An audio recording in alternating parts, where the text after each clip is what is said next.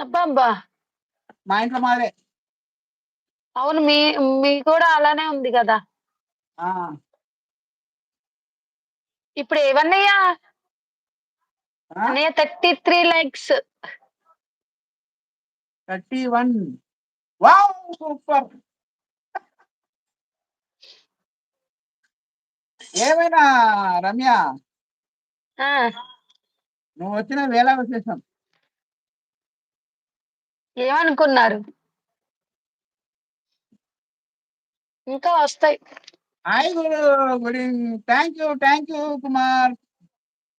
Suma thank you తిన్నావా? కుమారస్వామి గారు. చపాతీలు ఇచ్చే అన్నయ్య ఇప్పుడు. చపాతీలా?